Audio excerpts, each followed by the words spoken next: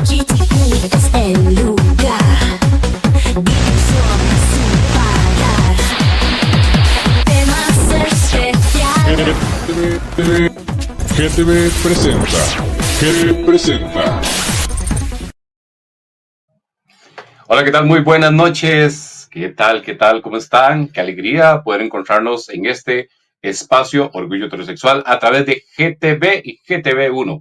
Estamos en las diferentes plataformas, estamos en YouTube, estamos en Facebook, como GTV, GTV1, también estamos como Orgullo Heterosexual. También estamos en Spotify, puede ir a buscar GTV1, ahí también escucha los podcasts que se están subiendo semana a semana. También invitados a que estén pendientes de la programación de GTV y GTV1, que siempre está muy buena, con excelentes producciones, así que no se lo puede perder toda la programación de GTV. También invitamos a que visite nuestra página Orgullo Heterosexual TV, que ya llegamos a 150,000 seguidores, así que muchísimas gracias a todos por el apoyo que nos brindan a través de nuestra página.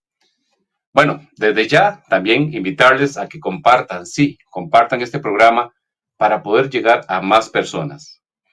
Es muy importante que lo compartan en sus perfiles de Facebook, que los compartan a través de WhatsApp, compártalo para poder llegar a más personas. Saludos especial para todos los que se conectan desde toda Latinoamérica, pero especialmente a los que están conectados en México, sí, porque GTV está en Baja California. Desde ahí están este gran canal de televisión en Baja California, en Tijuana. Así que este programa se transmite todos los viernes a las 8 de la noche, hora de Tijuana, y 9 de la noche, hora de México Centro, 9 de la noche, hora de Costa Rica, y 9 de la noche, hora de Centroamérica. Así que para que estén pendientes todos los viernes, que estamos tocando temas totalmente diferentes, pero temas actuales, como el tema del día de hoy. El tema de hoy es un tema que sí nos tiene que importar, pero también tenemos que conocernos, porque a veces opinamos, a veces hablamos de este tema. El tema de hoy es la historia y orígenes del conflicto de Israel y Palestina. De este tema se habla muchísimo, de este tema hay muchos influencers, de estos temas hay mucho youtuber, mucho comunicador que está hablando, pero para hablar de este tema hay que hacerlo de una forma objetiva. Para hablar de este tema hay que hablar desde la historia, y para hablar de este tema debería o debe ser alguien que realmente no solo maneje este tema, sino que también, ¿por qué no?, sea una persona de la región. Más adelante y en unos minutos va a estar con nosotros Jor Karan.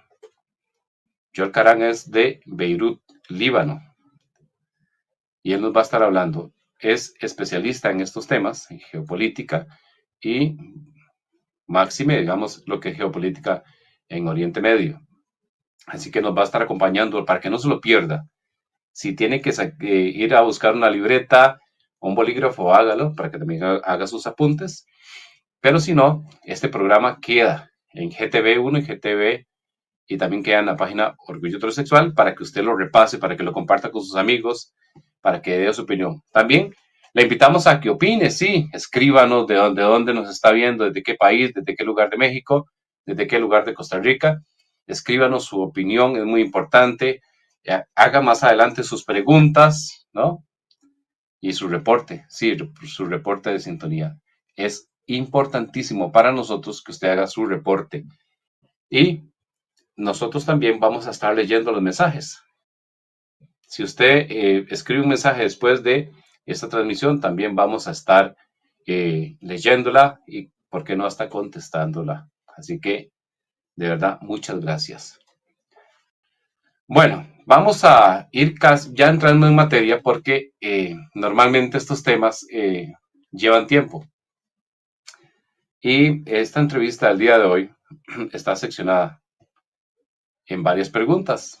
Y para que me dé tiempo, vamos a irnos de una sola vez hasta nuestro invitado, Jor Karan. Así que, adelante. ¿Qué Buenas tal, noches, George? ¿Cómo hermano estás? Harry. Buenas noches. Bien, gracias. Buenas noches a la audiencia. Esperamos en Dios dar en este programa lo que la gente quiere saber, ¿no? Con objetividad, con transparencia, sin tratar de estar sentimentalizado con una parte del conflicto y hacer una injusticia en ignorar la otra parte o una verdad que puede dar luz, ¿no? Sobre la complejidad del conflicto. Vamos a dar lo que es. ¿No? Así Para es, que, para el beneficio del auditorio, si Dios quiere. así es. Yo desde ya tengo que pedirles disculpas si me escuchan toser, pero ando con una gripe terrible. Así que si me escuchan toser ahí, mil disculpas, pero bueno, no se puede hacer nada contra esto, ¿verdad? Nada más que tomar ahí sus medicinas, pero pues si por si sucede, para que acepten ya desde ya mis disculpas. Bueno, vamos a entrar en materia, porque este tema es un tema muy actual. De hecho, si usted pone las noticias, si usted prende, no sé, o se fija en las redes sociales, o se está hablando de este conflicto, que este conflicto ya tiene bastante rato, ¿no? Pero se ha intensificado mucho más porque eh, hemos estado viendo noticias de que Irán ha estado entrando muy fuerte. Pero vamos a empezar desde el principio. ¿Por qué? Porque todo tiene un principio, ¿no? No nos vamos a ir a hablar solamente de que ayer, por ejemplo, vamos a decir que ayer Irán mandó misiles o que ayer Irán eh, envió, perdón, drones o cuántos es la cantidad de fallecidos de momento. No, no, no vamos a hablar de eso. Para hablar de este tema hay que hablar desde el origen. Para hablar de este tema hay que hablar desde la historia. Y eso es lo que vamos a hacer en este momento con nuestro invitado George Carán, que está desde México. Así que yo te voy a empezar haciendo unas preguntas porque es muy interesante este tema, conocerlo de primera mano. Nosotros vamos a ser lo más objetivo posible, ¿verdad? No, no nos vamos ni a un lado ni al otro lado. Así que, eh, como primera pregunta, George, yo te quería preguntar, ¿podrías explicarnos cómo surgió este conflicto entre palestinos e israelí? Eh, Bueno, sí, sigue. Ujú. No, no, está bien, porque digamos, podría no basarse en la Declaración de Belfort de 1917 y en el plan de la No, es mucho participación antes. de la ONU, ¿no? En 1947, pero yo sé que esto viene mucho antes. Entonces, eh, ¿No? ¿podrías explicarnos cómo surgió este conflicto desde el punto de vista ya más histórico, del que no conocemos? Vamos. Obvio, obvio, vean. Eso comienza, la fundación del Estado de Israel comienza en Europa. Comienza en Inglaterra, comienza en la comunidad judía sionista, que es padre del sionismo mundial, y que contempla el sueño de regreso del pueblo de Israel a la tierra prometida. Los judíos, desde que salieron de Palestina, ¿no? En los primeros siglos del cristianismo, fueron dispersos en todo el mundo, especialmente en el continente, fueron al continente europeo. Y ya después de la Revolución Francesa aparecieron los judíos, ¿no? Con un poder económico formidable, como sabemos, y hubo hombres fuertemente inversionistas y empresarios muy grandes, donde se reunieron y quisieron fundar, ¿no? Más bien llegar a llevar a cabo el sueño de la nación judía en la tierra prometida, en ningún lado fuera de Israel o de Palestina, ¿no? Pero ya llevaban 1800 años fuera de Palestina, 1900 años. ¿No? Desde que Tito entró, destruyó el templo, comienza la inmigración, ¿no? Al mundo, a la tierra pagana. Entonces, eso comienza con Edmund Rothschild, ¿no? Y con Theodor Herzl. Esos dos hombres que son los varones más conocidos en Europa, que eran hombres de muchísimo dinero, comienzan a filtrarse en la política, tenían mucho poder, tenían mucha economía y con ese poder se metieron a la política en Inglaterra. En esta época estaba gobernando, colonizado el Medio Oriente y Palestina ¿no? Estamos hablando alrededor del año 1880, 1890. Estaba Palestina ocupada por el Imperio Otomán, el Imperio Turco, ¿no? Los otomanes. Pero Turquía era ya totalmente vulnerable a Occidente. Occidente podía presionar a Turquía para que le haga su voluntad, especialmente Inglaterra, y hablamos, Inglaterra y Francia. Comienzan a presionar y mediante el dinero que aportaban los varones judíos del sionismo, ¿no? Que estaba recién fundado el sionismo entre los judíos de la diáspora, pero los judíos ilustres, hombres de dinero, ¿no? Comienza la migración, comienzan a fundar colonias chicas en Israel, en terrenos que al principio no estaban ocupados, ¿no? Comienzan en comunidades chicas, pequeños kibbutz, le llaman los israelitas, ¿no? Pequeños, comunidades de 1000, 2000, ¿no?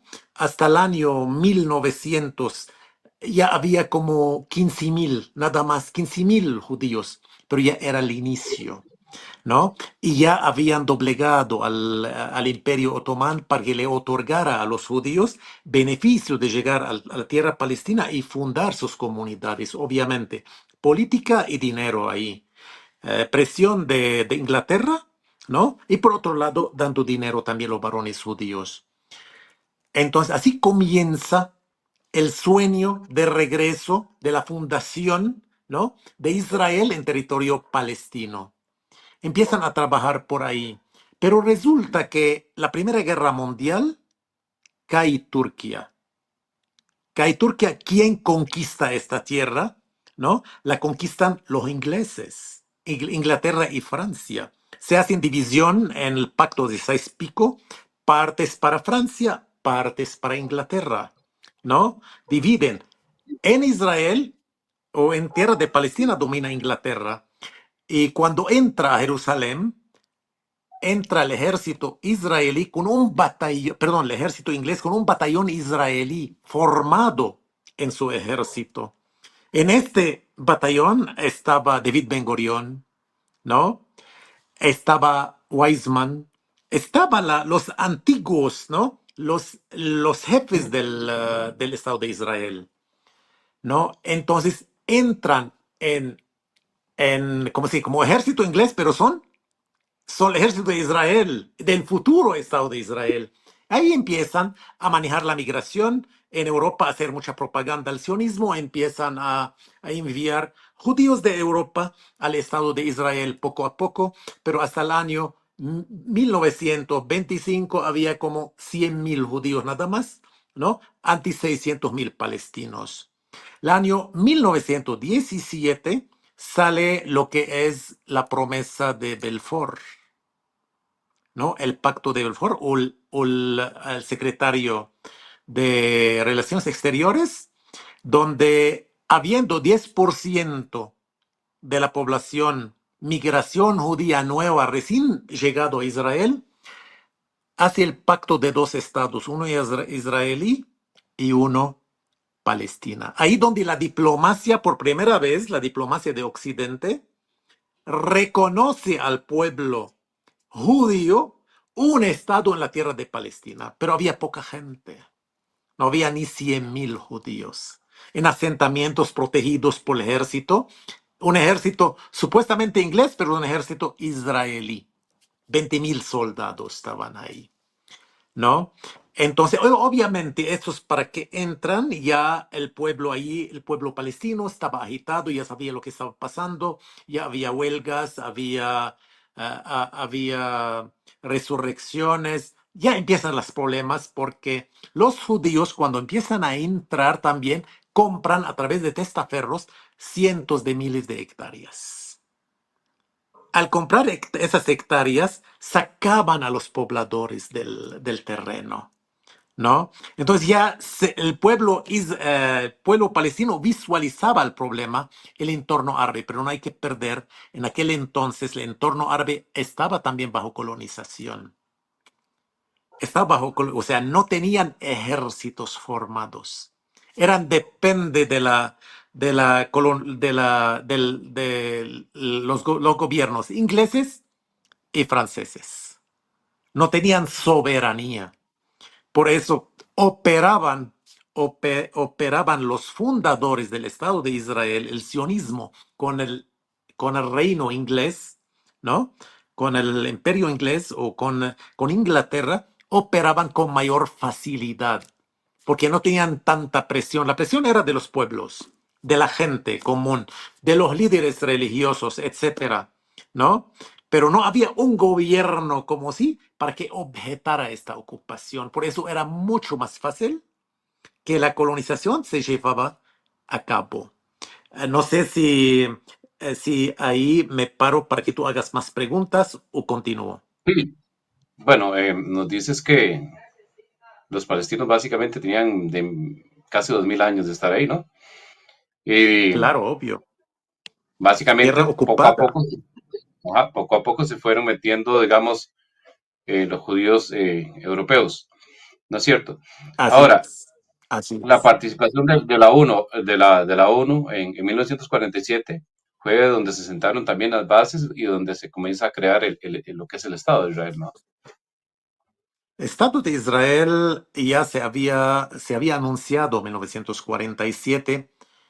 Pero ya cuando estaba todo bien formado, las comunidades judías ya habían victorias en el campo diplomático porque Inglaterra y Occidente querían fundar un estado cerca al canal de Suez, un estado pro-occidente, ¿no? Entonces, el occidente ya había legalizado esa fundación de un gobierno cerca al canal de Suez, un gobierno en el Medio Oriente que es pro-occidente, en un mundo árabe que no es muy leal al occidente. En cambio, los judíos eran criados en occidente, tienen mucha similitud y además tomaron la promesa de Occidente de una protección. O sea, ese Estado necesita un apadrinamiento, necesita quien lo proteja en un mar de países árabes, ¿no? Entonces, Occidente toma esa postura. Nosotros cultivamos ese Estado y nosotros lo protegemos. A principio fueron de manera pacífica, comprando tierras, etcétera, etcétera, y viniendo en pequeños números, pero ya después, ya en mucho más grandes números. Ya empiezan las perturbaciones. Después de la Segunda Guerra Mundial empiezan matanzas. Empiezan las Sí, milicias de la Hagana a matar palestinos, ¿no? O sea, en el 47 ya fueron, o el 47, 48, fueron expulsados 750,000 palestinos, ¿no?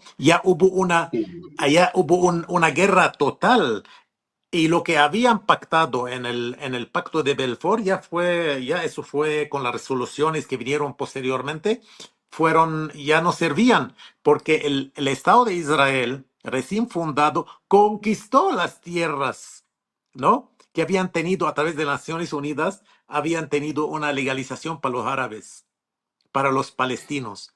O sea, Israel sí. sale de los terrenos que le había reconocido la ONU y conquista terrenos palestinos y entran a Jerusalén. No, ya después entran, en el 67 entran a Jerusalén.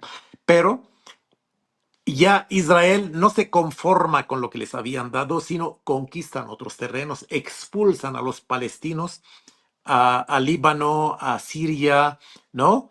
A Jordania. Entonces, digamos, Y ahí, perdón, esto que me estás diciendo básicamente es el impacto que tuvo la creación del Estado de Israel en 1948, ¿no es cierto? Eh, así es, así es. digamos, se comenzó a intensificar el conflicto, ¿no? Pero ¿cómo Claro, afectaron vea, vea, esto? comienza a intensificar el conflicto cuando la colonización se retira del Medio Oriente. Ya Ujú. cuando los árabes tienen soberanía, ya cuando Líbano está independiente, cuando Siria está independiente, Egipto está independiente, ¿no? Jordania está independiente, Irak está independiente. Estos todos, el año 47, 48, mandan ejércitos para vencer al Estado recién creado del Estado de Israel. Y ahí donde pierden todos juntos, no ganan con el Estado de Israel recién fundado porque ellos eran ejércitos nuevos, ejércitos recién formados. En cambio, En Israel había un ejército que llevaba décadas, ¿no? Desde los ingleses y apoyado con todas las armas y con entrenamiento y todo occidental. Entonces Israel ahí no pierde terreno, gana terreno. Cuando ganan terreno y todo eso, ya también limpian adentro, ya van limpiando adentro las matanzas de varias matanzas que hubo, donde los palestinos se salen, salen en cantidades. Dicen que 750.000 salieron de Israel a los países que circundaban el Estado de Palestina, a Líbano, a Entonces, Siria, a Jordania sobre todo, ¿no? entonces, digamos, Israel empieza con un territorio de un 55% a un 45% de Palestina, porque se reparte este territorio, ¿no? A un 55%, pero de ese 55 comienza a extenderse, comienza, digamos, a extenderse, extenderse, extenderse, y el otro a achicarse, ¿no? Y comienza la Así expulsión es. sí, no sé, es así, es así Así como es. lo O estoy sea, entendiendo. Israel en el 48, 67, ya hasta extendió fuera de Israel, llegó hasta Egipto, conquistó el Sinaí, llegó hasta el Sinaí con esas dos guerras, no solo conquistó Cisjordania, ¿no? Que era principal, era territorio palestino, Cisjordania. Lo conquista y también conquista la Sinaí y llega hasta el canal Suez. Se queda hasta el 70 y fracción cuando Egipto hace un ataque y conquista el canal de nuevo y entran un poco al Sinaí. Después hacen un pacto y se retira Israel del Sinaí con un pacto de paz que hacen con Israel. El conflicto comienza no solo palestino-israelí, comienza árabe-palestino-israelí. Ok. En aquel entonces Y- era así, ujú. pero en la actualidad todos los países árabes ya son mediadores, ya todos firman un pacto con Israel, ¿no?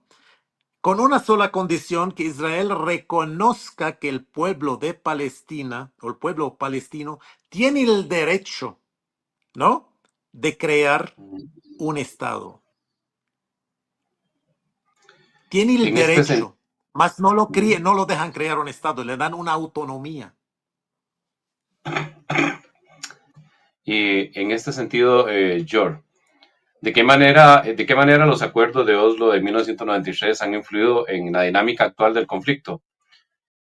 El, Eh, el, los acuerdos que hicieron entre Isaac Rabin, Shimon Peres y Yasser Arafat, la Organización de Liberación de Palestina, que fue que el que representaba al pueblo palestino era la Organización de la Liberación de Palestina, depuso las armas e entró a Cisjordania de manera pacífica a tener una autonomía en Cisjordania y Gaza, ¿no? Pero en aquel entonces crece el fundamentalismo en Gaza y pierde la Organización de Liberación de Palestina, la enclave de Gaza, y ahí gobierna Hamas.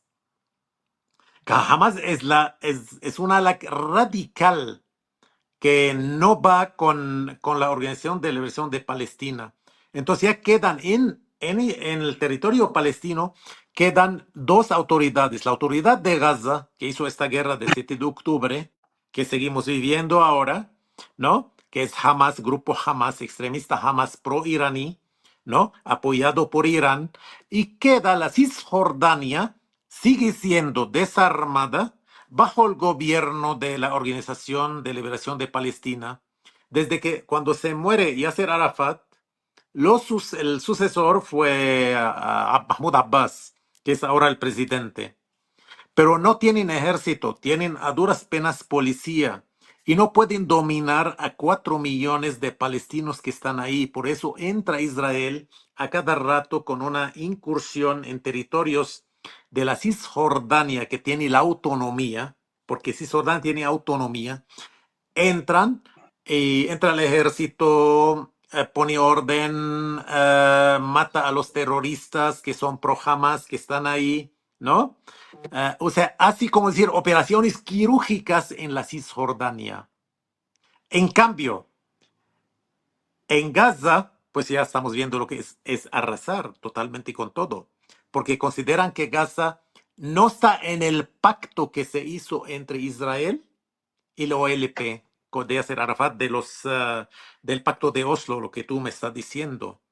No, el pacto de Oslo era para todo ese territorio, Cisjordania y Gaza, pero Gaza se rebela contra la OLP y se independiza y ahí se crea lo que es el grupo Hamas, una ala extremista que ya estaba fuera de este pacto de los pactos de Oslo. No reconoce a Israel, no acepta a Israel. O sea, Hamas, ¿cómo se llama? Hamas tiene una posición radical totalmente. No hay pacto con Israel, tienen que retirarse. Jerusalén es de nuestra. ¿Cómo se llama? Nakab es de nuestra. O sea, todo eso, ¿me entiendes? Ujú. Es una ala totalmente radical que quiere recuperar todo el terreno palestino. Ok, te tengo Entonces, una pregunta sigue. y es un poco larga, Sí. claro. Ujú. ¿Cómo describiría la situación actual en Cisjordania y Gaza, especialmente en términos de derechos humanos y calidad de vida? Según las organizaciones como Human Rights Watch, ¿qué desafíos enfrentan los palestinos bajo la ocupación y el bloqueo? Vea, eso allá es muy complejo. Ahí no operan las organizaciones de derechos humanos. Ahí es o sea, no tienen derechos, no los tienen, especialmente los que están o sea, los grupos extremistas pro Hamas. Los que tienen algo de vida son los que están con el OLP, que ahora es gobernado por Mahmoud Abbas. Por ejemplo, hay zonas calientes y hay zonas tranquilas. En Cisjordania hay 500.000 judíos, son asentamientos que tienen sus carreteras, tienen su todo, ¿no? Atraviesan territorios palestinos. Obviamente hay mucho abuso, hay mucha decomisación de tierra, ¿no? Pero como la Organización de Liberación de Palestina no tiene más que soldados, ¿no? No puede dominar su zona. Entonces, ahí donde surgen como en Jenin, en Tolkarm, etcétera, en ciertas ciudades, resurge lo que es el extremismo de Hamas. Y obviamente cuando hacen cualquier ataque contra Israel, Israel responde 10 veces más fuerte. Ahí no hay derechos humanos. Ahí lo que hay es aplastar. Matan, encarcelan, destruyen casas, hacen destrozos, ¿sí? No, ahí no hay términos de derechos humanos, ahí no existen. En cambio, si vamos a decir en Belén, en Neápolis, en Nablus, ¿no? En muchas partes de Cisjordania no hay ningún problema. Los palestinos trabajan en asentamientos judíos, entran y salen a Israel, obviamente con permisos, trabajan en Israel, ¿no? Y regresan. Pero en otras zonas, que son las zonas, los focos rojos, no hay nada. Viven en asentamientos totalmente mediocremente los palestinos y son ajusticiados a sangre y fuego. Es eso. Qué fuerte. Y en este aspecto, porque está muy interesante, ¿qué impacto tienen las colonias israelíes en Cisjordania sobre las negociaciones de paz? Bueno, ya nos hablaste un poco de esto, y la vida diaria de los palestinos, que es una vida de verdad que ya, y totalmente, ¿verdad? Una realidad terrible, ¿no? Es Pero, una vida difícil. ujú, ¿Pero ¿cómo, qué? cómo, cómo se posicionan las principales facciones palestinas, como Fatah, Hamas, respecto a la resolución del conflicto? ¿Qué diferencias Vea, ideológicas existen entre Fatah y Hamas en su obvio, enfoque hay hacia... diferencias. Hay muchas diferencias. No los manifiestan, pero Fatah le interesa mucho que se acabe el dominio de Hamas. Ellos le interesa, ellos no están, en el fondo no pueden decirlo públicamente, ¿no? Pero públicamente atacan a Irán, o sea, lo que sucedió, dicen, porque Irán o sea, empujó a Hamas para que haga el ataque de 7 de octubre y se paga al pueblo palestino como está pagando, ¿no? Siempre esas divisiones, esas pugnaciones son muy fuertes, son dos frentes totalmente distintos. Uno que ha depuesto las armas, otro que carga las armas, ¿no? Uno que quiere alcanzar, como decir, el derecho del Estado palestino a través del diálogo, a través de buscar una alianza internacional, una alianza mundial que presiona a Israel para que Israel cede, ¿no? Y el otro no, es a través de las armas que son, por ejemplo, Hamas, Hezbollah en el Líbano, también las milicias pro-iraní en Siria, Irak, Yemen, ¿no? Todos estos tentáculos de Irán que hoy en día están apoyando a Hamas, pero al final sí vamos viendo que el frente este de Hamas, apoyado por Irán, respaldado por Irán, ha perdido totalmente. Perdió en Gaza, que ya casi no tiene presencia Hamas, ha perdido casi el 80 al 90% de su poderío militar. Ha perdido el apoyo del pueblo, el 90%, el 80% de la gente ya no apoya a Hamas, porque viven nómadas dentro de Gaza, sin casa, sin nada.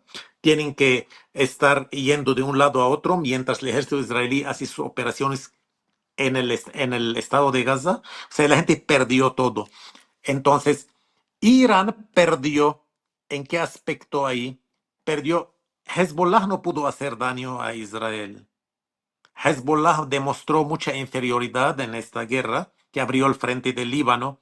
Obviamente no lo abrió de manera muy, como decir, abierta, guerra abierta, no, sino operaciones, lanzamisiles, etcétera, ¿no? Bajo unos términos.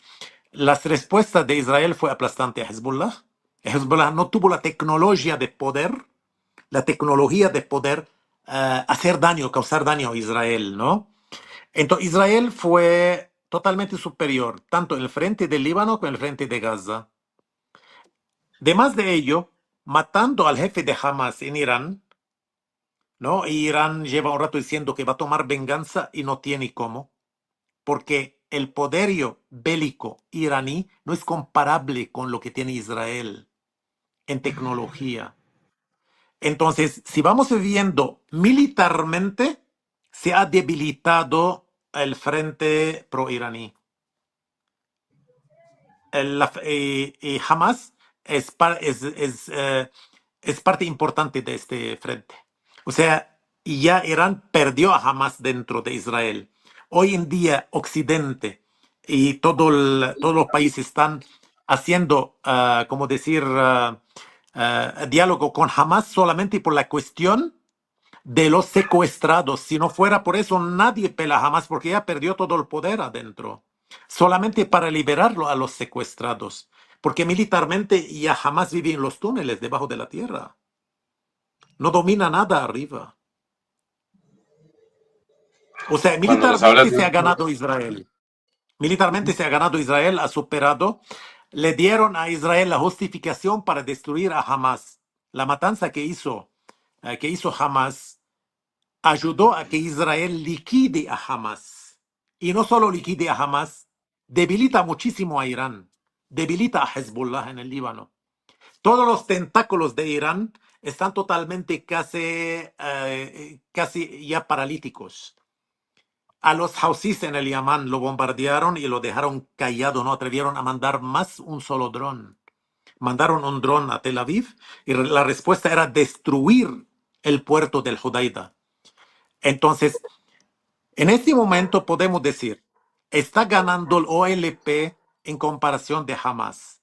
El OLP que lleva una manera de diálogo, ¿no? De no llegar a cortar el diálogo con Israel. Y OLP domina Cisjordania, entre comillas, domina Cisjordania. En cambio, el ala extremista ha perdido el poder en Gaza, ha destruido a Gaza. Y los países árabes antes eran una parte del conflicto, hoy en día son intercesores, mediadores, han firmado pacto con Israel. en este caso, bueno, Irán ha sido el actor, ¿verdad? Clave en Medio Oriente, eh, y como lo vemos en esto de Hezbollah y Hamas, ¿no? En el conflicto Eh, palestino-israelí. Ya nos has explicado el rol, ¿verdad?, que juega en la escala de tensiones en la región y cómo afecta esto la seguridad de Israel. Y yo creo que hiciste bueno, hablaste un poquito de este ataque tan terrible que se dio, ¿no? Que se dio y que inició esta escalada y inició esta aplastante respuesta a Israel. claro, obviamente la, la cuestión que jamás hizo un ataque suicida. O sea, se sabe que Israel iba a responder con todo. No puede Israel, es un estado que tiene la tendencia de, o sea, está formado, recién formado de puros migrantes. Todos los migrantes, pues no le interesa vivir cada día una guerra, se va la gente, deja Israel y se va. O sea, no está al favor del Estado de Israel una guerra larga. No está al favor de ellos que una matanza de estos se arregle con un pacto y ya otros 10 años vuelve a suceder otra cosa. No tenía, con un ataque de esta dimensión, cuando entran a los kibbutz y matan a civiles, matan a mujeres, matan a niños, violan, etcétera, etcétera, le dieron la justificación exacta para que Israel aniquile a Hamas en la enclave de Gaza. Y obviamente Israel lo aprovechó a lo máximo.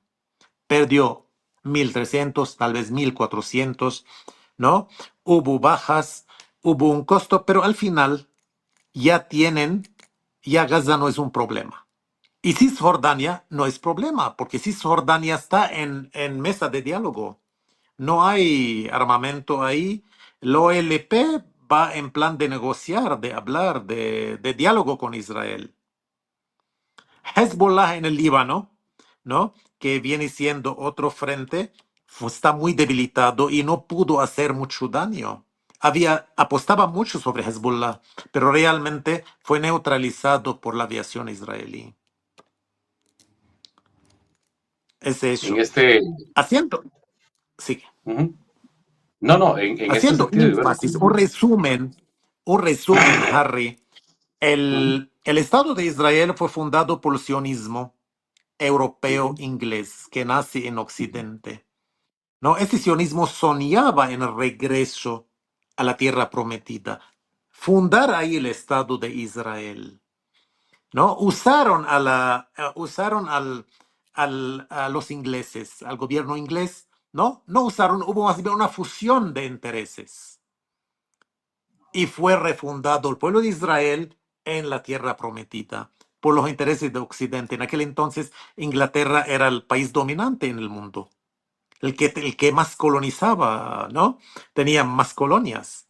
Entonces, le convenía a Inglaterra fundar al Estado de Israel ahí, para dominar el paso de los barcos por Canal Suez, que es un punto muy estratégico. Los países árabes tienen mucho petróleo, etcétera, etcétera, muchas riquezas. Querían un Estado pro-occidente ahí. Dio exactamente el interés del sionismo, ¿no? De los fundadores del Estado de Israel, con el interés de Occidente y de Inglaterra. Comienza el conflicto, ¿no? Con todas las, ¿cómo decir? Las condiciones de una conquista. Ya sabemos cómo es una conquista. No sucede una parte pacífica y la otra con guerra y así, etcétera, etcétera, ¿no? Entonces, así por partes. Y así sucedió, por partes. Llega el momento de fundar el Estado de Israel. Después se complementan conquistando más tierras, ¿no? Ya después firman el pacto de paz. Ya los árabes se hacen a un lado. ¿Quién entra? Entra Irán. ¿Por qué entra Irán a apoyar a los contras del Estado de Israel? Porque Irán quiere ser una fuerza influyente en el Medio Oriente, apoyando a la facción chiita, que son los musulmanes chiitas, que están en el Líbano, que hay una parte en Siria, están en Irak, en un 60% están en Yemen. Pero Irán, ¿qué usa? Usa términos religiosos, ¿no? Queremos a Jerusalén. Jerusalén es es la mezquita sagrada de nosotros, está allá. Es una ciudad recordada mucho por el Corán. Queremos recuperar, ¿no?, la dignidad del pueblo palestino. Queremos recuperar el terreno robado por Israel. Entonces, desde hace 30, 40 años para acá, desde la revolución iraní y la caída del Shah y el ascenso del Khomeini y sus sucesores, siempre era la oratoria de ellos: vamos a devolver al pueblo de Palestina ahí y vamos a acabar con el pueblo israelí, ¿no? Vamos a tirarlos al mar. O sea, los árabes firman pacto de paz, asume el papel de enemistad de ¿quién? Irán.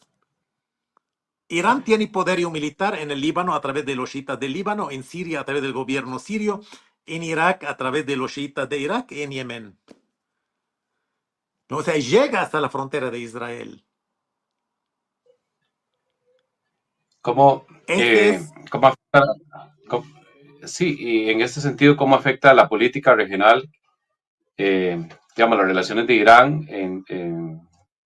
de Irán entre Israel y otros países árabes? ¿Qué impacto tiene el apoyo de no Irán a afecta, no Siria, afecta en Líbano, nada. y la seguridad? En nada.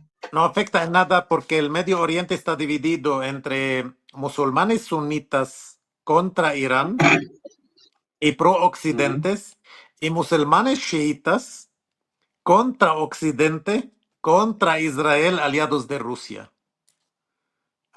Rusia y Corea del Norte. Lo que era la cortina de hierro de aquel entonces se ha vuelto a formarse de otra manera, ¿no? Irán y sus tentáculos en la zona, lo que es Hezbollah en el Líbano, el gobierno sirio, el gobierno de Irak, que es títere de Irán, y Yemen, ¿no? Por otro lado, China, Rusia, Corea del Sur. Obviamente China no entra militarmente porque China es la fábrica del mundo, no puede pelear con sus clientes. O sea, está alineada, da tecnología, apoya, etcétera, etcétera, ¿no? Pero sin embargo, no se Muy mete, bien. ni da armas a Irán. Porque, o Ahí sea, es donde eh, también, ahí es donde, sí, y Corea del Norte. eh, Corea del Norte sí da armas a Rusia para la guerra en Ucrania. Ahora, Irán proporciona armas a Rusia para la guerra contra Ucrania, ok, ¿no? recientemente O hemos sea, en visto, este ok, pacto ¿mm? no es un pacto tan completo, ¿no? Ujú, Porque China, que es pieza fundamental, no se mete a armar a Rusia o a armar a Irán o a armar a Siria, sino apoya en la ONU, apoya en resoluciones, apoya en opiniones, así, etcétera. Quedan los que son un solo pacto, lo que es Rusia-Irán. ¿No? Pero a la vez, fíjate cómo es la política: Irán no va contra Israel. No es Irán, perdón, Rusia no va contra Israel. Tiene siempre diálogo con Israel. ujú. O sea, Ok, no, es en muy raro, muy rara la política. O sea, los intereses de Rusia no pueden ir contra Israel. Entonces, ujú, Rusia apoya en resoluciones a Irán, mas no va, como decir, en cuestión militar, no apoya a Irán contra Israel. muy bien. Ok, recientemente hemos visto hemos visto una normalización de las relaciones entre Israel y algunos países árabes, como los Emiratos Árabes Unidos, ¿no? ¿Cómo podría cambiar la dinámica del conflicto con Palestina? ¿Cree que los acuerdos de Abraham marcan un cambio significativo en la política de la región? No, es que vea, ahí está Arabia Saudita, que no ha firmado el pacto, tampoco es país enemigo de Israel. Hay varios países que no han firmado el pacto como Arabia Saudita, ¿no? No ha firmado el pacto con Israel y sin embargo no es enemigo de Israel. Ella está en una posición contra de Irán. Apenas firmó un pacto de paz con Irán, Arabia Saudita, y dejaron los houthis del Yemen de atacar a Arabia Saudita. Porque antes atacaban con drones, etcétera, etcétera. Pero hay países que no han firmado con Israel, pero tampoco son enemigos de Israel. Ahí está el punto. O sea, el pacto con Emiratos ya hay un intercambio comercial, ¿no? En eso influyó, hay un intercambio comercial entre los dos países, hay vuelos, hay etcétera, etcétera. Pero no creas que los que no han firmado, que están fuera de la influencia iraní, no son enemigos de Israel.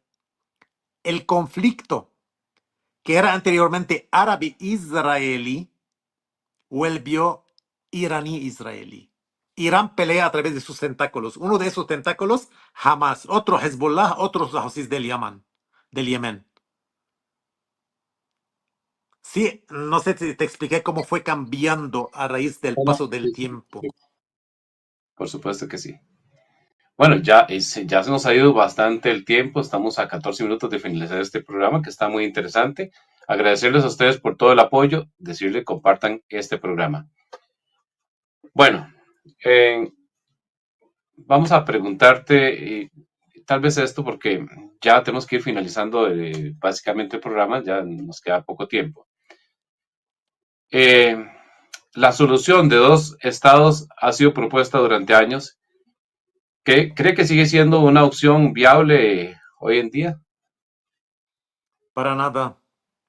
Para nada. Hay un solo estado que domina, que es Israel. No solo domina en el Medio Oriente, domina en Palestina, domina en Occidente. O sea, Occidente no obliga a Israel a nada a fundar un pueblo, solamente un estado de palestino. O sea, que sean como antes los dos estados, ¿no?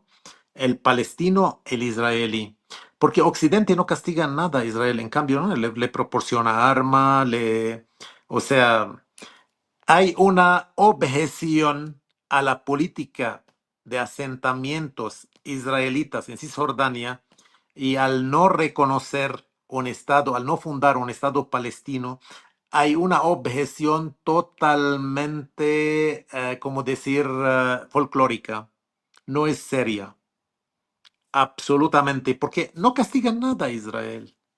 O sea, cuando hoy en día, si quieren realmente, el mayor aliado de Israel es de Estados Unidos y habla mucho de la fundación de un Estado palestino, pero es el mayor proporcionador de armas a Israel. El que más surte armas de Estados Unidos. Entonces, ¿cómo va a fundar? ¿Cómo está apoyando a la causa palestina para fundar un Estado? No es cierto. No es cierto para nada. Así pueden irse 30, 40, 50 años diciendo lo mismo y no va a suceder nada. A lo Sería como máximo, dispararse. hay una falacia Sería, internacional. Han vendido al pueblo palestino, hombre. O sea, si sí, vamos no va a haber viendo, una voluntad. vea qué O sea, pasa ahí. ujú. Lo que pasa ahí que los gobiernos árabes, que ninguno es democrático, tienen siempre que hablar de la fundación de un pueblo palestino. Para calmar a los pueblos, para que no haya agitación política, se levantan los pueblos y tumban a los dictadores que están ahí posicionados. Entonces, ¿qué hablan? Hablan de las primicias de los intereses del pueblo palestino.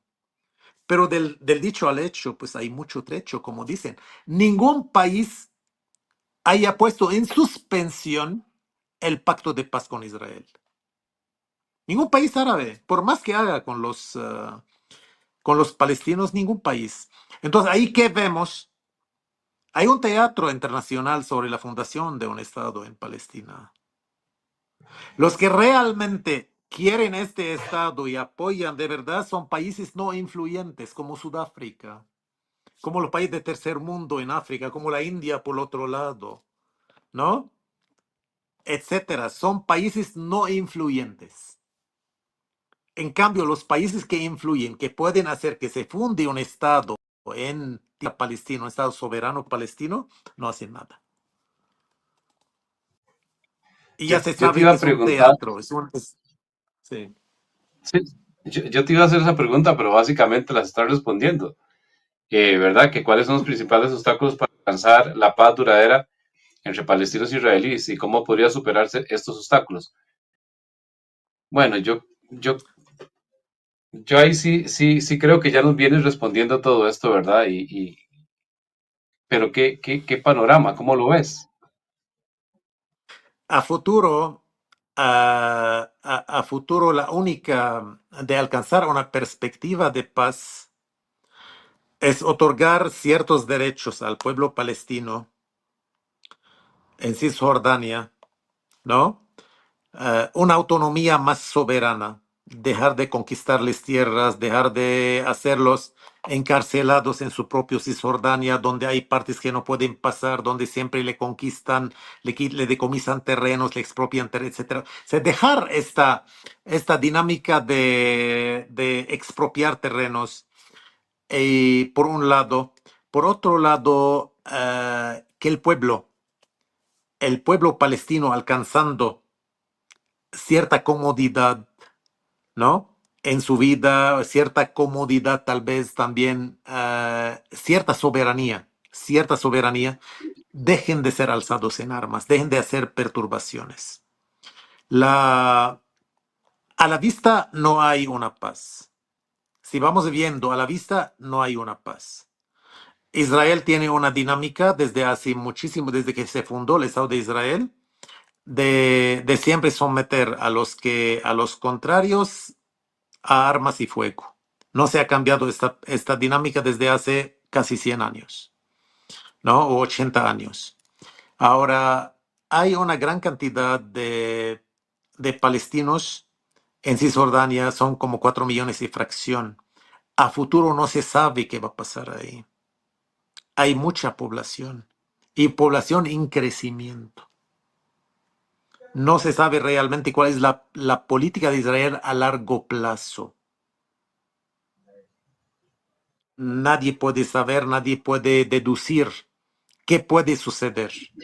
Ahora, ¿por qué hay siempre problemas en Cisjordania? Porque hay marginación.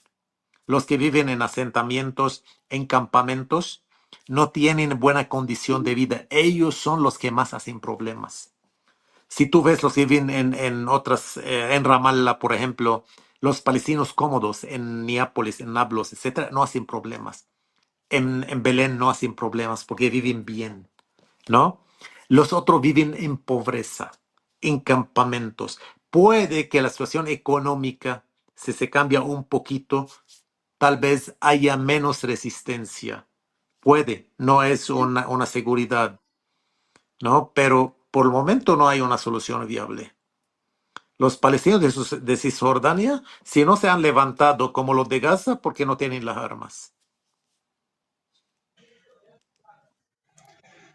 En este sentido, bueno, ya la última pregunta, y tal vez también no sé, un resumen o que nos des una opinión larga en este aspecto, ¿verdad? ¿Qué papel debería jugar la comunidad internacional en la resolución del conflicto? ¿Cómo pueden las Naciones Unidas, los Estados Unidos y otras potencias influir positivamente en la búsqueda de una solución? No han buscado soluciones, siempre han buscado la solución que conviene a Israel. Y eso decir la verdad, siempre las soluciones que convengan a Israel. Por eso te digo, el futuro no es muy claro. No habrá, yo no veo una solución a largo plazo. Lo que vamos a ver, etapas de sometimiento. Tal vez al final hagan murallas muy altas y dejan a los palestinos en esos terrenos que le han dejado, 4.000, 5.000 kilómetros cuadrados, que se vivan como quieran. Con el avance de la tecnología y todo lo que Israel está creando de tecnología, etcétera, tal vez buscar una seguridad de ella, independientemente de lo que vivan los palestinos adentro, con la condición de no dejarlos armar un ejército, fundar un Estado. Y Occidente siempre va a apoyar a Israel. Occidente el que influye y el que seguirá influyendo apoyará a Israel. Así ha sucedido en 80 años, ¿no? O en 100 años, 120 años, así sucederá al futuro próximo. Qué difícil, ¿verdad? Porque cuando uno ve, digamos, cuando se habla de Hezbollah, nos habla de Hamas y cómo se utilizan a las personas vulnerables, y de verdad es triste, es muy triste, pero es una realidad terrible, y es una realidad terrible que está sucediendo en esta parte del mundo, es una realidad, vemos la realidad de Israel, y yo creo que el enfoque que nos has dado y lo que nos has dicho el día de hoy, ¿verdad? Nos da una perspectiva tal vez más clara, ¿no? Más clara porque a veces creo que en esto hay que analizarlo también con cabeza fría, no irnos solo al sentimentalismo o decir de Israel. Yo hay algo que entendí hace tiempo y espero que no despierte mucha polémica por lo que voy a decir, pero a veces la gente relaciona al Israel histórico, al Israel eh, Israel bíblico bíblico, Israel actual, político, con el Israel al actual Israel político. y no es lo mismo, jamás, no es lo mismo, o sea, no es. Y yo creo que eso también le tiene que quedar muy claro. Muchas personas defienden a ese Israel y lo comparan con este Israel bíblico, ¿no? Que no se parece. Pero bueno, unas palabras finales, George, también para nuestra audiencia, agradecerles mucho y unas palabras finales en minuto y medio para ya ir concluyendo este programa del día de hoy. Bueno, es muy importante la geopolítica para el latinoamericano que poco se meten en conflictos para entender la dinámica de política mundial, ¿no? Es importante que dan tiempo para esta cultura, ¿no? Porque realmente ignorar la política internacional es estar un poco marginados, ¿no? Marginados de lo que sucede. Podemos dar opiniones equívocas, como hoy en día el ascenso de la izquierda en Latinoamérica es causa también de poca cultura de los pueblos en cuestión de geopolítica. Eh, es muy bueno que sí dan un poquito más de conocimiento para que se den cuenta la izquierda lo que ha hecho en el mundo. Todos los países de izquierda en el Medio Oriente, lo que hoy están llevando esta guerra pro Irán, Rusia, etcétera, una destrucción total. ¿No? Y hoy en día vamos viendo la izquierda en Venezuela, la izquierda en Colombia, la izquierda en Argentina. ¿Dónde gobierna la izquierda? Deja destrozos. Ahora, para saber eso hay que entrar en cuestión de geopolítica, tener cultura en lo que sucede en el mundo para el día que vamos a votar, tener un voto responsable, un voto consciente. Sabemos lo que está sucediendo en el mundo. No estamos solamente aplaudimos de lejos, no sabemos qué pasa.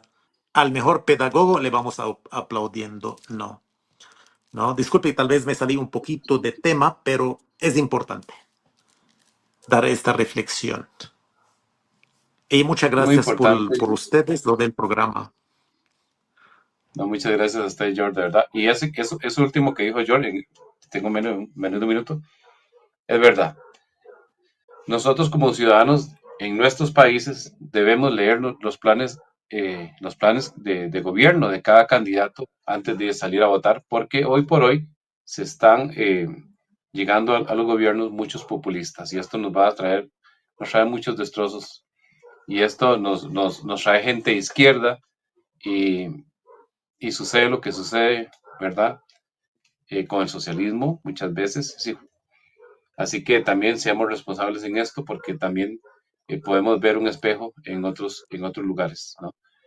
Les agradezco muchísimo, de verdad, muchísimas gracias. Nos vemos próximo viernes 9 p.m. en este espacio Orgullo Heterosexual TV. Recuerda ir a nuestra página Orgullo Heterosexual TV y estar pendiente de toda la programación de GTV y GTV1.